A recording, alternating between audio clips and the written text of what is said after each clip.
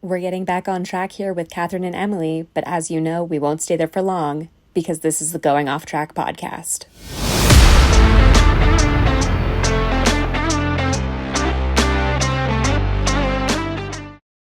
Hello, and welcome back to the Going Off Track podcast. I'm Catherine, that's Emily, and welcome to season 2025, the season that we spent all of 2024 talking about.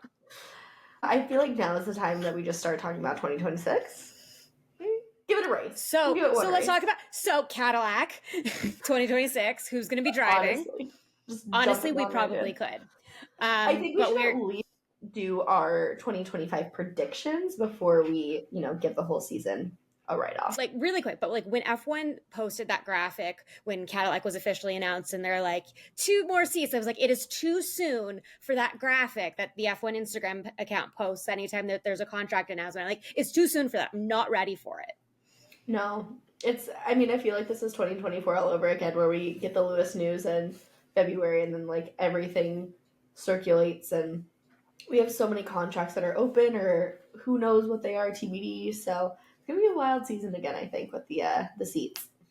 Yes, and we will talk about contracts in a little bit. First, we're going to talk about our 2025 overall, way too early, definitely not going to be accurate season predictions. And then we'll dive into talking about Australia and what we're looking forward to this weekend, other than just, racing in general, because thank goodness racing is back because it's been way too long. I know. Honestly, I was thinking about it. I feel like the off season is longer than the actual season, which factually it's not, but it feels like it. It feels like it is so long. It just drags on, and then we get a little negative Drive to Survive, and then boom, we're racing. I love the timing of that. I know we've talked about that, but it's so good. Yeah, and I think it also, the other big factor is compared to last year's off season, this year was so much quieter because fundamentally nothing happened compared to what happened last year, which is also a good thing because that was very overwhelming, and I don't know if we'd be able to handle doing that 2 years in a row. No, absolutely not. Okay. Should we just jump in? I feel like we should. Yeah, let's just dive on in. We've got a lot of predictions to knock out, and then we're gonna, do a little bit of intros to our rookies, and then we will keep going. Yeah, so let's kick it off. So similar to what we do each week with our predictions, we kind of mirrored that for our entire season predictions. So we are going to choose our top 3 drivers. Catherine has a particular order. I said any of them. Hopefully they're top 3. Top 3 constructors, biggest surprise team, biggest surprise driver, and then biggest disappointment team, biggest disappointment driver, and then we also did best race and worst race. I feel like some of the worst races, there's so many low-lying fruit that we could just pick, so I tried to not pick one of the ones. Imola? I also did not pick Imola because that is... It's already the worst race, so we don't need to, knock it down even further. And then, like Catherine said, we're going to go into our little rookie intro. And because Catherine is so wonderful and does so much research for this podcast, I will be educated along with you.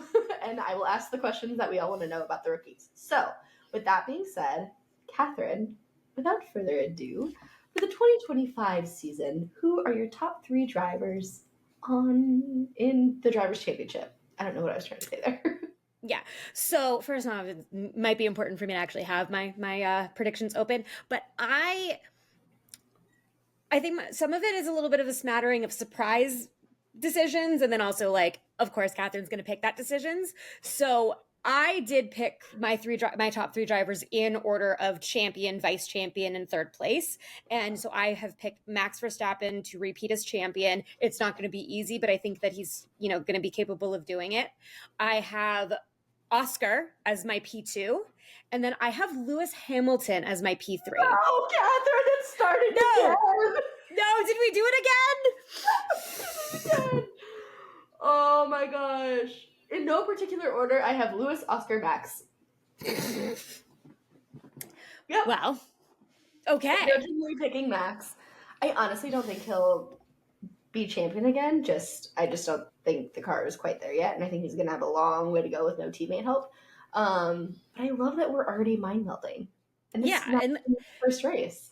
And also, to caveat, we have not shared our predictions with each other in advance. So this, if you're new to the podcast, new to the year, this is something that happens to us pretty much every time we Which do is predictions. wild because we both like root for different teams. We both have, pretty not super different, but we have different views on drivers and teams. But we do this all the time. I wonder if we have the same constructors. Probably.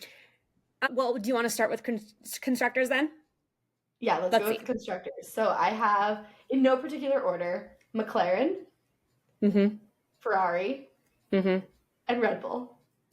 I have, but I have it in a specific order. I have Ferrari, Red Bull, McLaren, which is probably a little bit delusional, but I still think that Ferrari is going to win the Constructors' Championship this year. Yeah. So cool. I'm so glad that we're doing this. Great. So what a surprise, everyone. Well, let's keep moving on then. No, but truly, I think Lewis's move to Ferrari, it's either going to go really well or really poorly. I think that we've talked about that at, nauseam. Charles will just have to adapt to not being the golden child, but I really think this is going to be Oscar's year. Like, I truly, truly, truly hope he is the world champion. I don't think he will be, but I think he'll still be up there in the points. I mean, this is only his third season, or fourth. Which is absurd. Third season? Third season. I think third. Time. I don't do well with third. Third. Yeah, so going into his third season, last season he did incredible. I think he's just going to keep riding high, so... Okay, well, if we have the same, general predictions for the rest of this, I will eat my shirt. Yeah, but before we move on to good surprise team, I do want to say that even though I do think that there is going to be a lot of drama with Ferrari this year and a lot of Ferrarying themselves, I still think that they're going to be able to come up with a ton of points, which... despite Ferrarying themselves, will put them in a better position compared to, say, Red Bull, where you had Max doing whatever he could to hold on and Checo in P18. Not finishing. Choosing Max during the party. No, I completely agree. I think it's going to be really interesting to see Lewis in a competitive car again. Yes, that's going to be really interesting. And it'll also be interesting to see what the Mercedes looks like. I know. Yeah, who knows? It's going to be a wild season not seeing Lewis in a Mercedes. It's weird.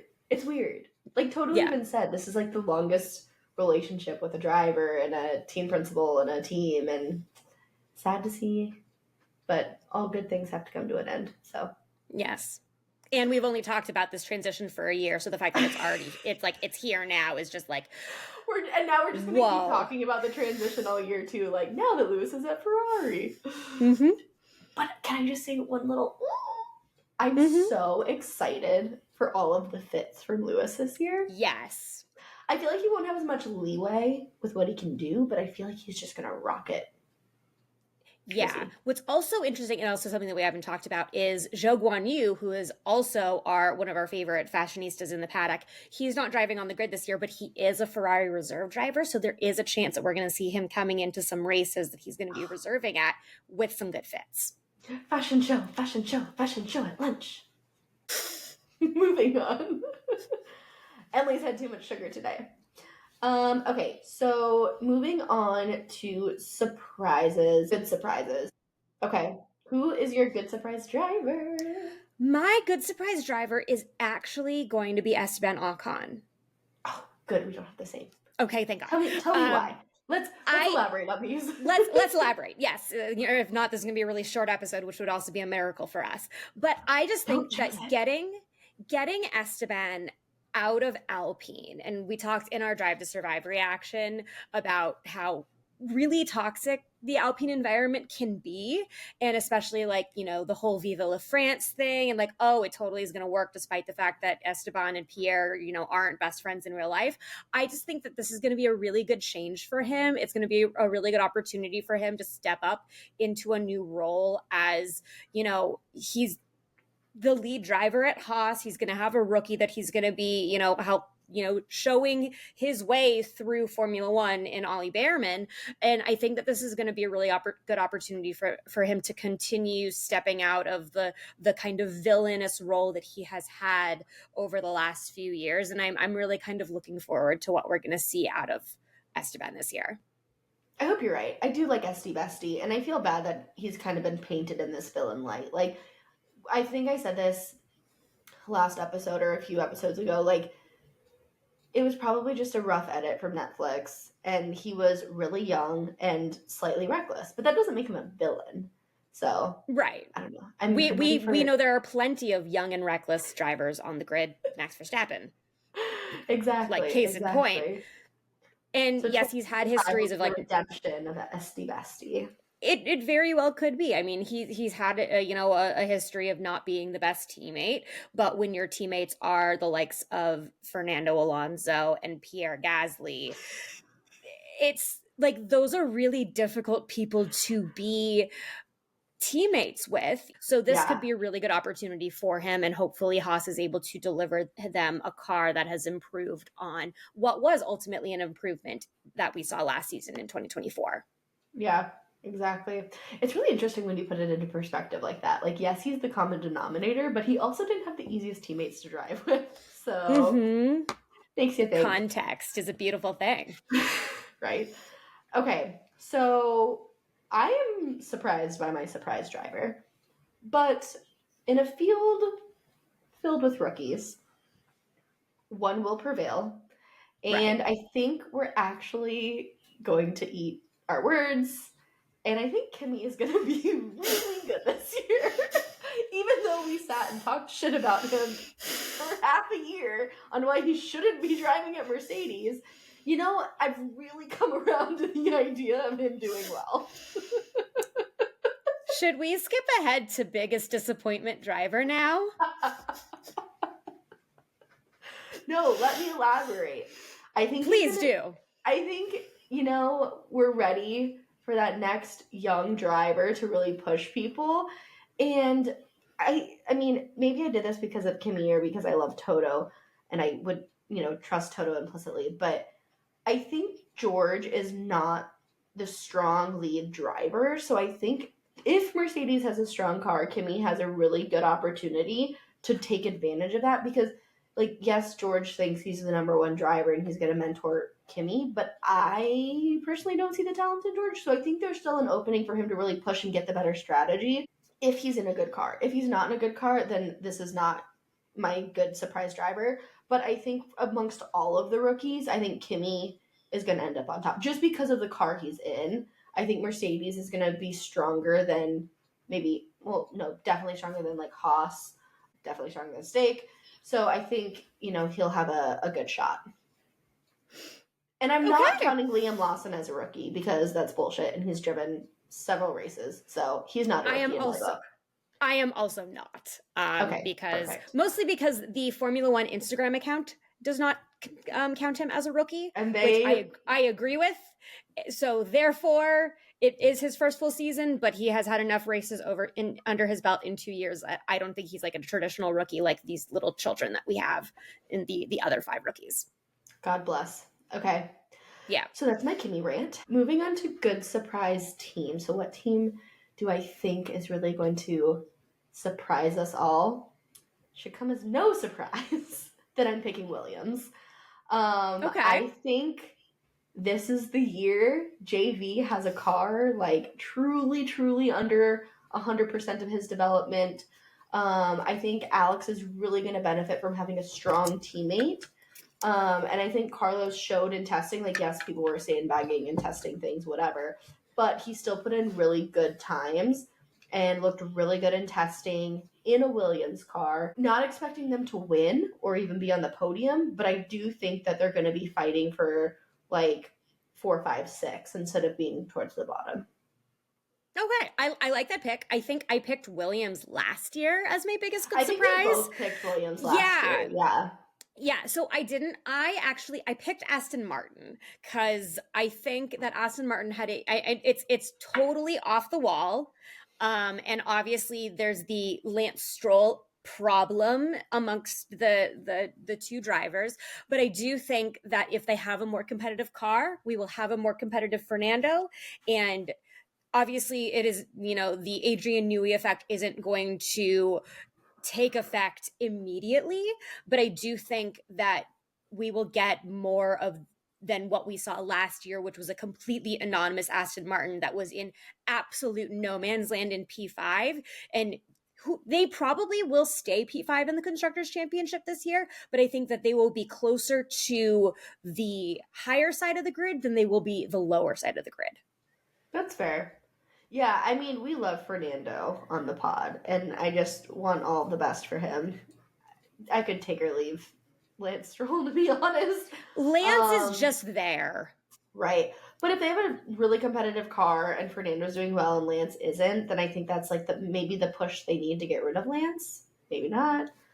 I just really want to see Daddy Stroll fire his son, but I don't know. Oh no, it'll be him choosing to retire and become a tennis pro.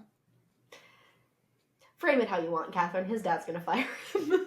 One can only hope. No, but I do think that if Adrian Newey is able to provide Aston Martin with a competitive car and Lance can't handle it or Lance can't do anything with it compared to, everyone's favorite rookie Fernando Alonso, then that should show Aston Martin that going into the new regulation, maybe they should make a change, which we have said many times before would be one of the best things for Aston Martin would be to move away from Lance Stroll, even if that means Lawrence has to fire his son.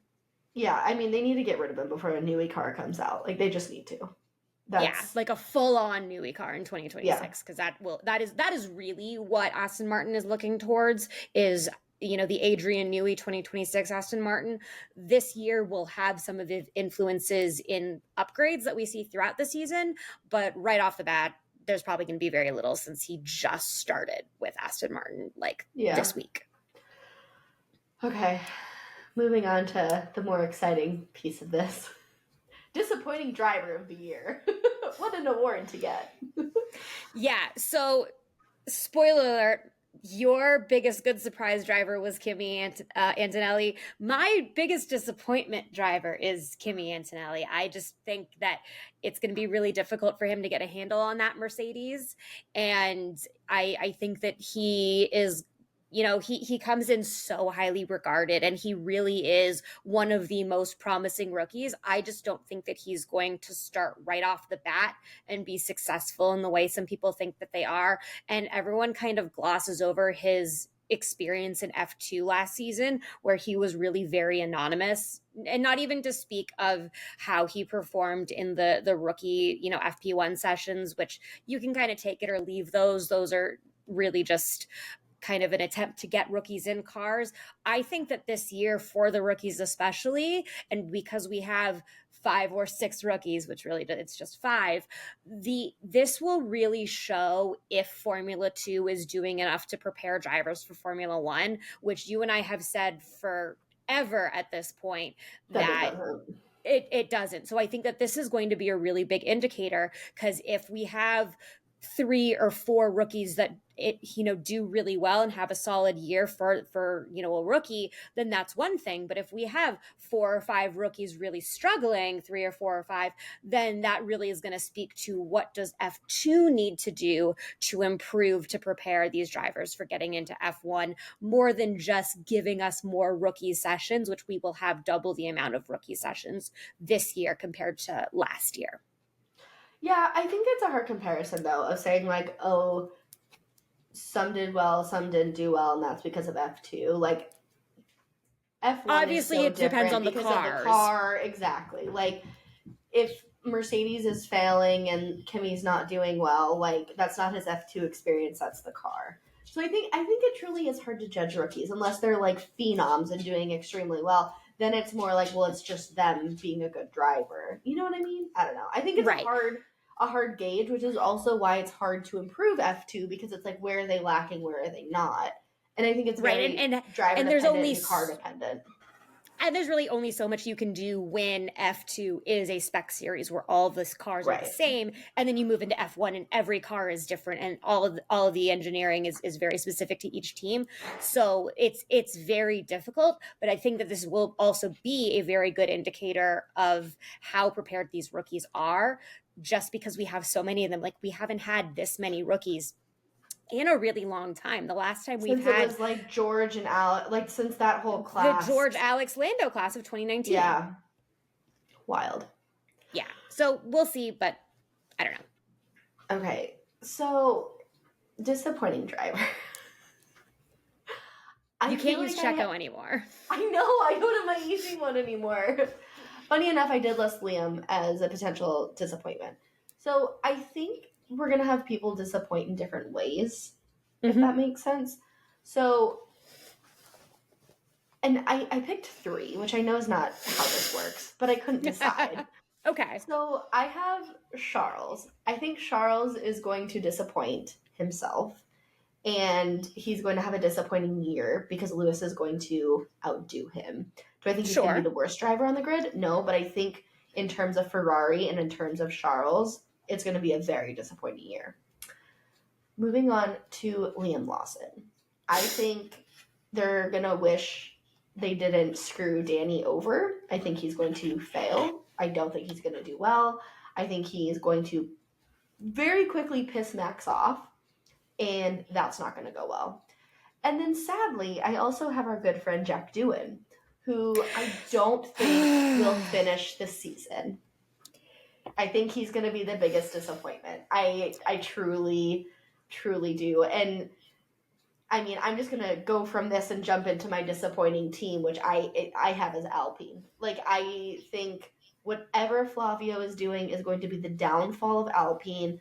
They are collecting reserve drivers, putting They added pressure on. another one. I know today they added another one, and I feel like it's just too much pressure on Jack. And I know they're like F1 drivers and high performing athletes and blah blah blah. Pressure doesn't matter, but I think But it's it just does. gonna. It does, and I think it's just gonna be too much pressure on Jack to have like four really really strong reserve drivers, and Flavio just being like, "Well, I control everything, and if you disappoint a little bit, like you're out."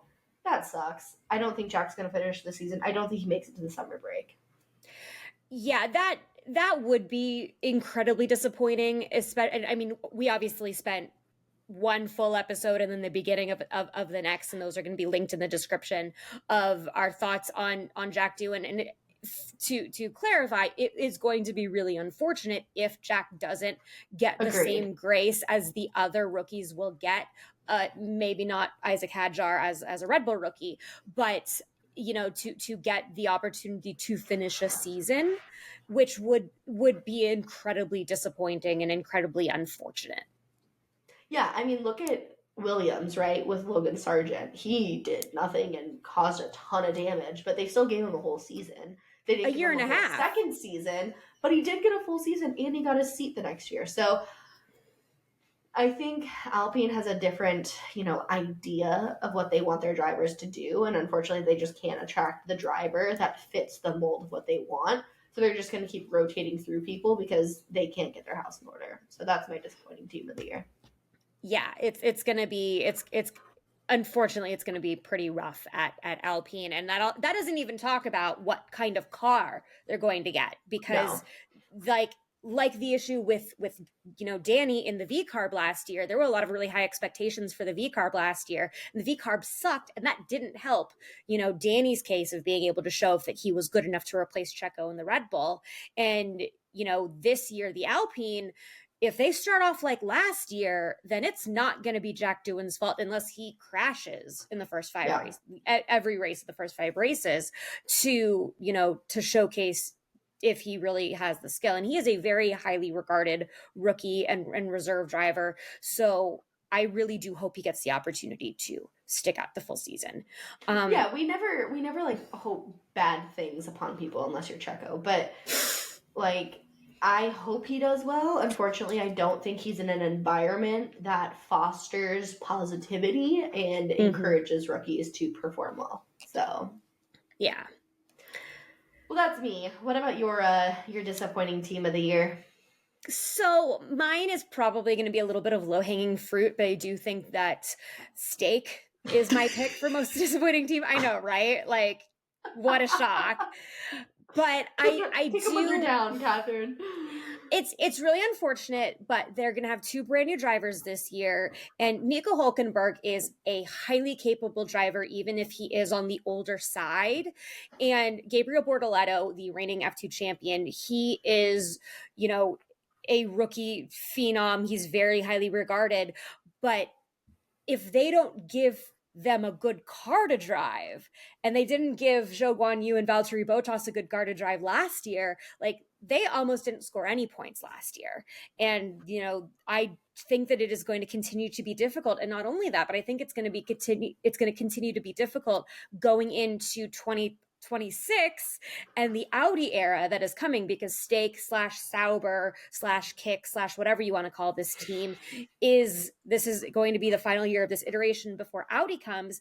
And if Mattia Binotto cannot get their house in order this year, then that's going to be a really difficult thing for Audi to take over. And Audi as a company is already going through enough challenges and upheaval without dealing with this very expensive side project that they've committed to. Yeah, no, I completely agree. So, yeah. It'll be interesting to see if they get points this year. I mean, he's a solid driver though. Like he's sneaky with the P9, P10s. So I think they can probably get something. I do think they'll score points. I think it will take some upgrades. Hopefully, with the new little LED lights on the tire wheel nuts will fix the tire the pit stop issues that they had. But I do think that Nico Hülkenberg is their great hope, and that Gabriel Bortoleto is just there to learn. Yeah. We'll see. We'll see. Okay, so last but not least, let's go through races. So best race, worst race. What is your best race of the season? So my best race is probably a little bit of a bold choice, and I think best is gonna be pushing it. But I did pick Monaco. Oh, okay. And I picked Monaco because Monaco has instituted a mandatory 2-stop in all weather conditions. So no matter what, everybody is going to have to go and make 2 pit stops in Monaco this year. Which I love. I feel like this is such a great idea. I think it's going to be a really interesting idea. From what I've seen when it was announced, it was a little polarizing of like, why is this happening? Or it's just going to be like, they'll immediately do 2 pit stops in the first 2 laps and then we'll have another parade again. But I do think that they have to do something to try to help Monaco until we start getting smaller cars in 2026. Yeah. So we might as well try this. And maybe it's a little gimmicky, but honestly, Monaco kind of is gimmicky at this point. Yeah. So if there's something that they can do to make Monaco not just what we had last year, where we had a lap 1 crash and then it was just don't screw up Charles and break the curse, which did give us some of the most exciting podium celebrations from Prince Albert of Monaco. So hopefully we get something different from this, but I do think that this will give us at the very least some intrigue and something new out of this race. Agreed. That's a good one. I didn't even think about that.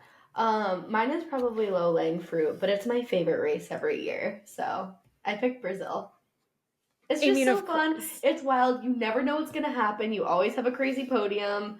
Yeah, I think it's going to just, you know, it's giving best race vibes every year. Yeah. And then for worst race, so like I said earlier, Imola, we're not allowed to pick. I put Miami. So this is not my favorite race. I don't think we need a Miami GP. I don't know. There's just something about it that's like weird timing. It's like the random US stop before they go back to Europe. The track design is the problem at Miami. Yeah, and the track sucks. It truly sucks. Like it's just like, you know, I don't have words for it, but I just don't. I always find it really boring. I say always. The last like 2 seasons we've had this GP, whatever, but it's never that interesting. Last year Lando won, which is the only reason why it was interesting. If Lando didn't win, it would have been a snooze. It was his first race, which was exciting, or first win, which is exciting. But other than that, like it just was very forgettable. So yeah, I don't disagree with you. I think that, like I said, the biggest problem with Miami is the track design is not conducive to good racing. No. There is one very long back straight that's literally like a mile long back straight.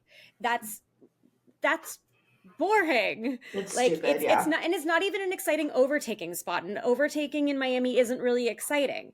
So I agree with you on that. I think that we're gonna have another Miami stinker unless we get some like absurd thing that happens and we have like a new shock winner like we had last year with Lando. And then my worst race, other than Imola and Saudi Arabia, which I am, of course, not allowed to choose Saudi Arabia anymore because we all know that's my least favorite race. But I picked Baku because I feel like we haven't really had a good Baku race in the last couple of years. And I think that that's just kind of going to continue. Like last year's Baku was a stinker. Like the Baku races where Checo did well were exciting races in general, and when Checo is bad, Baku is bad, and with no Checo, I don't think we're gonna have a good Baku. Wow, you're putting a lot of weight in Checo as a driver. But that's fair. I'll accept it.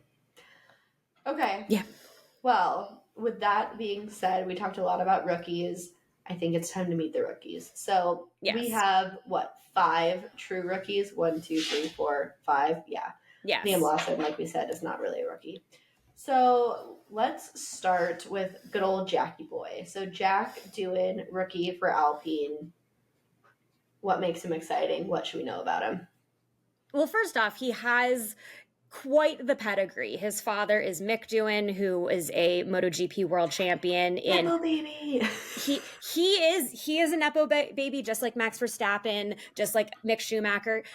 Jack actually got his first go-kart from Michael Schumacher back in the day. So like it's all interconnected. It's a very tiny world.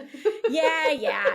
So he's actually had some solid racing experience. He finished third in F2 in 2023, and he was the vice champion in F3 in 2021. He started in, I believe, the Red Bull Academy before moving to the Alpine Academy in 2022. He was officially named their reserve driver in 2023 once Oscar Piastri departed in that little silly season adventure that we had a few years ago. And he has, as we know, has made his debut in Formula One. He had his first race in Abu Dhabi. He finished 15th. According to that clip in Drive to Survive, his only job was not to crash, which he didn't crash, but he didn't really light things up. But he does have a ton of potential, and if we can get over the fact that Alpine is going to be very, very toxic, he might have a chance to pull out some good finishes. Yep. We can only hope. Yes. And next, I think he's probably my favorite rookie, Ollie Behrman. So Ollie Behrman's driving for Haas, rookie this year. Did have his debut, I guess. Same thing. Last year for 2 different teams, broke some records. He's in the history books because of that. But what else is there before, we just talk about his Ferrari run and his Haas run last season. What more should we know about Sir Ollie? So Ollie has not been knighted like Lewis Hamilton and like Lando Norris is about to. Yeah. Sorry. So, and Lando Norris at some point will be knighted and will be Sir Lando Norris. But Ollie Behrman, he's from the UK. He's the youngest British Formula One driver to debut. He made his Junior Formulas debut in 2020. He won a pair of titles in ADAC F4 in 2021 and Italian F4, and he finished third in F3 in 2022. He didn't have the best performance in F2 last season, mostly because Ferrari and Haas kept calling him and saying, hey, we need you to race for us and not for Prima in F2. He and Kimi Antonelli were actually teammates at Prima in the lower series, so they have a lot of experience together. Cool. Well, then, that brings us to Kimi Antonelli. So he is racing for Mercedes. Catherine and I have different views on how his season will go. But he is, the second coming of Michael Schumacher or the next Max Verstappen, however you want to frame it. This kid has so much pressure. But what else is there about him that we should know? Like, this kid is a racing phenom, obviously. Not in Drive to Survive, but there is a clip out there somewhere of he knows every lap time, race time he's ever had, which is wild. Like somebody was quizzing him on like random, lap times, and he like rattled them off immediately. But he was born in Italy in the Emilia Romagna region. Imola, our favorite race, is his home race, and he joined the Mercedes junior team in 2019. He's won 5 titles in the junior formulas between 2022 and 2023. Like we've said, he's basically the second coming. It'll be really interesting to see how he performs. And he finished 6th in F2 in 2024. He had a really strong latter half of the season after not really lighting it up in the beginning of the season, which is actually pretty common in F2 to see a lot of different winners amongst the sprint races and the feature races. So it'll be interesting to see how he goes, in his first full year in the big boy seat. And how old is he? I think he just turned 18. 18? Yeah. So okay, so he's very freakish, like not, and I mean that in a positive way, like Max is, where it's like everything, all the stats, super focused. I feel like if you're at this level that young, you have to be like obsessed Mm-hmm. with, the sport, and not just liking it, but like really, really dedicated. They all are, but you know what I mean. Yeah, there's like the regular driver level, and then there's the likes of the Lewis Hamiltons, Max Verstappens, the Kimi Antonellis, the Michael Schumachers of it all. And to put It's a different Kimi category. to put Kimi with those names is definitely premature, but he has so much ceiling of potential, which is why Toto went for him instead of going for a straight switch with Carlos or any of the other options that we talked about through the entire silly season last year. But it'll be very interesting to see how his career develops. And I'm just of the mind that his career in F1 will develop a little bit slower, and that he's just not going to be the second coming right out of the gate, but he's going to get there fast. That's fair. Okay. Then we have Gabriel Bortoleto. Yes. He's driving for Stake, Kick, Sauber, Audi, the team that can't decide an identity. And he's Brazilian. So we lost Franco Colapinto, our buddy and Argentine, but we have another driver from South America. He's from Brazil. Yeah. He started racing in the junior formulas in 2020. Obviously, South America loves having a driver representing them on the grid, so they're very excited to have him on. He's actually managed by a firm called A14, which if the number 14 sounds familiar, it's because that's Fernando Alonso's driver number. He is managed by Fernando, and Fernando, he's basically Fernando's little protege, and Fernando is responsible for a lot of Gabriel's ability to have the career that he has now, because you kind of, if you're not in Europe as a rookie in the junior formulas, you have to leave your home country after you've maxed out of your success in the lower formulas in your country, and that's really difficult. That's what Checo Perez had to do. That's what Daniel Ricciardo had to do. That's what Gabriel Bortoleto had to do. Yuki Tsunoda, like all these names. So he's got a really high ceiling if somebody like Fernando Alonso can pick him out of all of the young drivers in Brazil and say, you should come to Europe and race. He started out in the McLaren driver development program in 2023. And because there's such a logjam in that development program, they were available to let him go and join on with Stake, and give him the opportunity to get to F1, especially as the F2 champion. And also he was the F3 champion 2 years ago, and he was the 2024 FIA Rookie of the Year. I'm still confused by that because he didn't drive an F1 last year, but he was considered a rookie. But I know it's FIA, it's not necessarily F1, but the FIA whatever. Doesn't make sense, remember? I forgot. No, but I'm really excited to see him. I can't wait, like in the newer age of F1, seeing a Brazilian driver drive in Sao Paulo, because he's from Sao Paulo. Brazil's really big, but he's from the actual city where Interlagos is where the race runs. So it'll be really exciting to see that. They're gonna go crazy. They're gonna lose their minds. I can't wait. When we get to this race. Yeah. Okay, and last but not least, we have Isaac Hadjar, who will be driving for VCAR, which is now the Racing Bulls, which I still will refer to as Red Bull JV team. But what do you need to know about? He's probably the one that I know the least about. Yeah, he's part of the truly massive Red Bull Junior stable. He's been there since 2022. He's one of the more seniors, and he was also the last driver to officially be confirmed for 2025 amongst all of the silly seasons. Once they figured out that Liam Lawson was going to take the Red Bull seat, somebody had to take a V-carb seat, and that's this guy. He was actually the runner-up in F2 to Bortoleto. It went down to the last race, and he only lost, I think, by like half a point, so it was very close.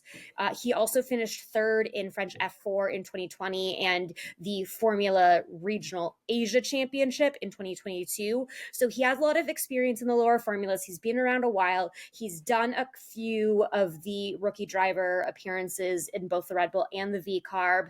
And he is probably the Red Bull rookie with the most question marks on him, just because we have had so many other big names that have been fighting their way through the logjam, specifically Liam Lawson. And this will be really interesting. He's from Paris. He's French. He's also Algerian, driving under a French license. It'll be interesting, and we'll have another French driver on the grid along with Ocon and Gasly. So we'll see how it goes. Do you think he'll make it through this season, or do you think Red Bull will pull the plug? And if they do, who's even left to take a seat? If they pull the plug on Hadjar, there is Ayumu Iwasa, who is, I think he's also driving in Super Formula, which is the like Japanese or the Asian equivalent of Formula One. He's another one of the Red Bull juniors that could be an outside option if they need another guy. I do think that he'll have a little bit more leeway compared to the likes of Danny and the likes of Nick DeVries if he can keep the car on track. I think that even if he doesn't, have the most, exciting results, as if he doesn't cost the team too much money, they'll keep him through the season, and it'll just be a we'll see kind of thing. But I think that the real question marks with Red Bull are going to be, is Liam Lawson going to be able to stick it out at Red Bull, or is Liam and Yuki going to have to do a switch at some point? Over Helmet's dead body. Also that. All right. Well, I'm super excited. I feel like the first race in Australia with the potential of rain is just going to be an absolute slaughter with this many rookies. Mm-hmm. Shit always happens in Australia. Always goes awry. We always have crazy red flag moments. So, yeah, I'm very excited to see how this season goes. I think everybody has an idea of how it's going to go, and I hope it goes that way. But I feel like this season's just going to be a complete wash, and it's just going to be absolute chaos. And, it's like we made predictions, but I think the season is fundamentally unpredictable, and we're really not going to know because it's going to be so close between those top four teams that it could be anyone's day at any one time. And we're going to see, just like last year, we're going to see a lot of different race winners. And I don't think we're going to see a lot of back-to-back race wins. Like right. Max isn't going to rattle off 10 straight. We're going to see, a Max win, an Oscar win, a Lando win, a Charles win. And it'll depend on the car, the upgrades, and also kind of what the rookies do, because if the rookies decide to go bowling, then all bets are off. Yeah, I think the rookies are the biggest variable this season, which is why it's so unpredictable. Yeah. So because we can have, if the rookies are anonymous and the veterans do their thing, it could be a little bit more predictable, but I don't think that we're going to have that, especially when with the unpredictability of so many of these cars. Who knows what's going to happen? Well, I think there's so much pressure on the rookies too, because they get 1-year contracts, and allegedly Jack's not even on a year contract. He's on a 5-race contract, whatever that is. Allegedly. But they have so much pressure to stay within this group of 20 next season being 22. But they have so much pressure to be in that group of 20 and keep their seat and keep a contract. I think it's they're not encouraged to drive safely. They're going to push every inch and, kilometer that they can. And I think it's just going to be a little bit of carnage. Yeah, that too close to the wall graphic that Sky Sports likes to throw out during street races, I think we're going to see that a lot. I do too. Yeah. All right, well, I'm super excited. So with that, let's jump into Australia, shall we? Yes. And but before we get start into things Australia, off, I want to talk about who is now my favorite Australian on grid. Danny's gone, so Oscar has taken over as the favorite token Australian because I'm still iffy on Jack. But he got a contract extension. So he originally had a contract through 2026. And Tuesday, so we're recording today, so on a Tuesday. Just announced. It was extended with McLaren through 2028. So that will take him through, more years on the new regulations. I love this move. I think it's super interesting. I feel like McLaren is really locking down Lando and Oscar for the long haul. They're happy with their driver combo.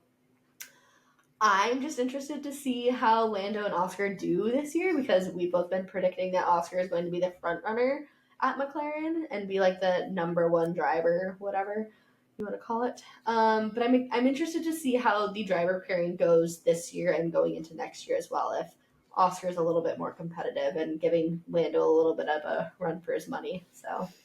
Yeah, I think this year, and I said this in our Drive to Survive reaction episode, like this year is going to be very telling for the both of them. But I do think that Oscar, I think that this is going to be a really good year for him. I think that he's going to be really eager to get after it. And this also kind of proves why McLaren was willing to give up someone like Bortoleto because they are locking in their drivers. Lando's contract is through, hold on. I think it's the same 2028. I looked at them today. Lando's is through 2027, but also could be 2028. The problem with the way that they've been announcing contracts lately, which is frustrating for someone as nosy as you and I are, is that they haven't, like, they've said multi-year deal or like, long-term contract. Well, what does that mean? Tell us what that means. When does it end? I just want to see when we need to start worrying about people's contracts. I'm also very nosy, but this will put Lando and Oscar up there with Charles Leclerc, who's contract is going to end somewhere in 2028, 29. We all know that Max Verstappen's contract ends in 2028 and he will probably retire immediately right after. Some of the rookies have single year contracts. Bortoleto is allegedly through 26. So it will be very interesting to see how this impacts silly seasons going forward. And then this year's silly season will feature Yuki, George, Kimi, Jack, Isaac, and Liam, who all have, as far as we know, contracts that will end this year. Whew. Lot of rookies. I am going to make a bold prediction and say that only half the rookies keep their seats. Interesting. I mean, that's really not hard if you think that Liam is going to bail and Jack is going to bail. That's already 2 of your 5, so... Well, no, but I think it's like 2 of your 6. Impressive if 3 people stay. It's not like them getting dropped. I think it's like 3 that are going to stay. I mean, I think Kimi will stay. I don't know. I don't know if you could pick a 3 for them to stay though. We'll see. Yeah. And we all know Yuki's going to Aston Martin, so we can only hope. We can only hope. Okay, so there hasn't really been any other news that's like exciting to talk about. So I think we can just get into Australia. This was one of my favorite races last year because Max Verstappen DNF'd and Carlos won, which was his really rear exciting. brakes exploded. He should have done better, Catherine. No, but Sure. Last year it was a great showing for Carlos. Super exciting. He won right after he had appendicitis. Lando got third. Yeah, this was like a big comeback, and it was like, man, he's a good driver. Yeah, I think this is when I was like, take that, Ferrari. That's what you get for getting rid of him. But we'll see. That is definitely one of the things that you said, and I remember us saying, Carlos looks terrible. He had just been 2 weeks out of surgery in Saudi Arabia. He couldn't get out of the car. How did that man drive that race? Even what we saw in the Drive to Survive coverage of Australia, like he couldn't even get in the car. How in the world did he drive in that car and manage to win that race? Absolutely wild. Yeah. But yeah, so like I said, I love Australia. I love Australia as the season opener. It's always exciting. I love that it's back. Oh my gosh, yes. It's so exciting. It's like a big bang. Aussies are super fun. They get really into it. It's a great crowd, lots going on. I'm super excited. Also, we have weather potentially. So there is a 50% chance of rain on Sunday, which is going to be really, really interesting. Um, Australia is already chaotic enough. You throw rain into it, and it's just like, but Yeah. And we'll see. the 50% chance of rain on the Sunday that is race day, whereas this will be a very late night race on Saturday for us in the US. So if you are listening to this podcast or watching this podcast on YouTube in the United States, make sure that you remember that it is a night race because that means daytime in Australia. Ugh, But the I'm not percentage, ready for it. I know you're not, but like the 50% chance of rain will be happening around lights out. Like it's not just like 50% chance in the morning. It's like Oh, I'm 50% so chance in the middle of the excited. day. Yeah.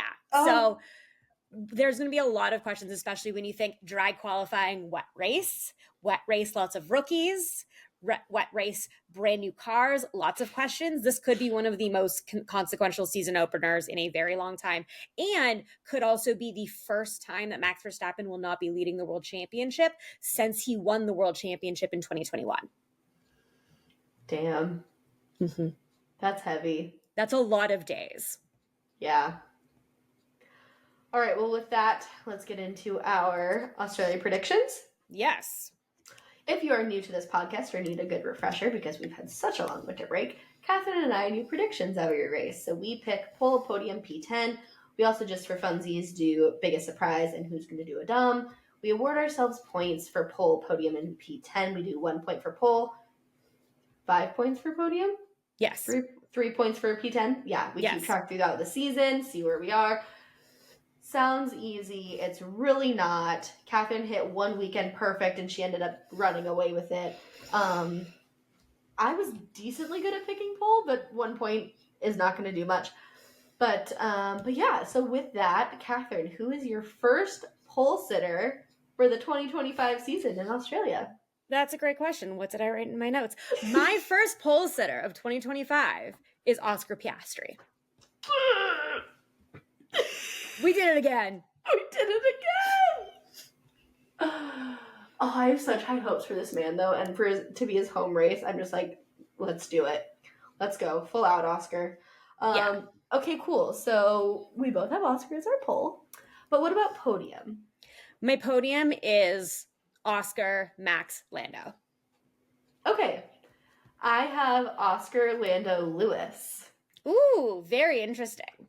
I know. But yeah, I've got high hopes for Lewis this year. So I'm optimistic for his chances, especially considering how optimistic Ferrari and Fred Vasseur are about this new car. I think that they have a ton of potential, and they're going to show that potential and that speed right out of the gate. Yeah. I also think, you're probably listening to this and being like, no, Lando would be first because papaya rules. But I think if Oscar gets pole, I think if Oscar gets pole and then just keeps driving well, there's no way they'll make him switch with Lando. It's too early on in the season to piss each other off. So I think Oscar is going to deservedly win. Yeah, I agree. Okay, last but not least is P10. We pick P10 because it's the last position on the grid to get points. They get 1 point for P10. We could give ourselves 3 because it is very difficult to pick. So for your first P10 of the season, Catherine, who do you have? I am going with our favorite Carlos Sainz. I'm so upset. He's so much better than P10. Yeah, but he's also going to be in a Williams that I think is going to need a little bit of time to develop before it starts getting into the points. Solid. Fair. Well, I'm hoping he does better, and I actually picked his teammate Alex Albon to get P10. So okay, so we shall see, and we will probably both be wrong anyway.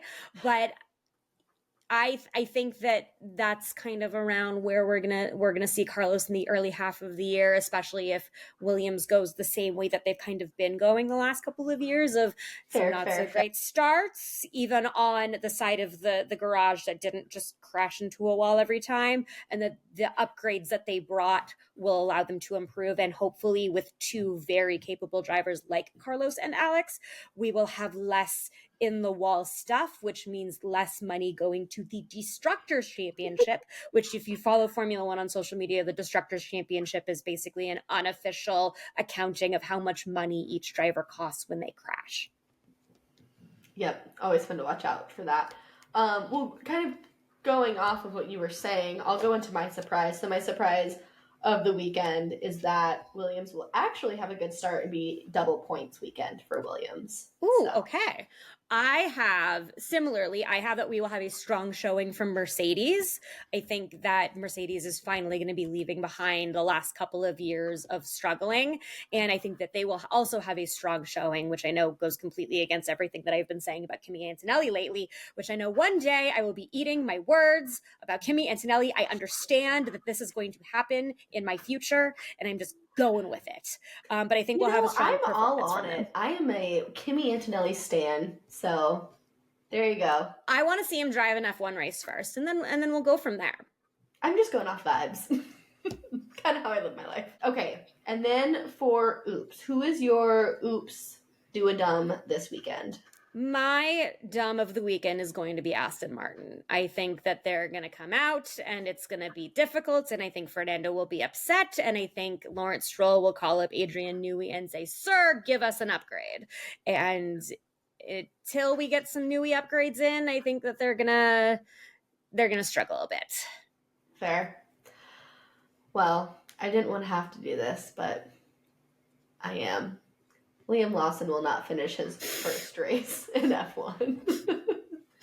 He took Checo's seat, but he didn't move the needle very far for me. So he will still be my target of the season, to no fault of his own. I just don't like his attitude. I think that's what really bothers me. I know you really don't like his attitude. Yeah, I just really don't like it. And I've come around to appreciating Max, which I think we can all agree is a very large movement for me from where I started season ago. But I feel like he just approaches things the way he does, but he can back them up. And I feel like Liam is just over here like trying to be little mini Max, but he has nothing to back it up with. And he's like, "I'm such a great driver, and I don't think he is. So I think he gets the boot very quickly. I don't think he finishes the season in a Red Bull car, to be completely honest.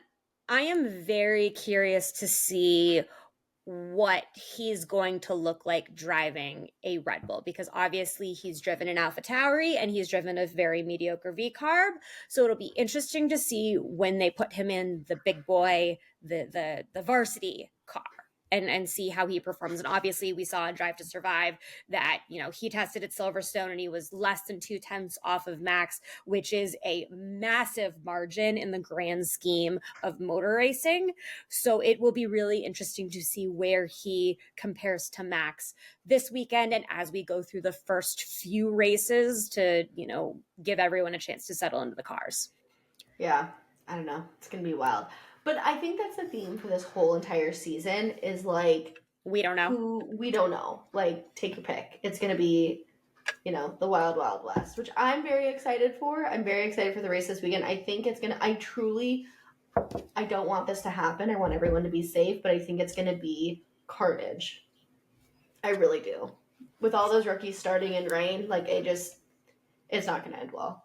Yeah, we will see a very interesting race of attrition. And obviously we haven't even talked about race direction yet, which was a very hot button topic last year at the end of the year. Soapbox. This is your favorite thing to talk about. I'm not going to get into it yet. You can watch some old episodes from the end of last season of how Rui Marquez screwed up.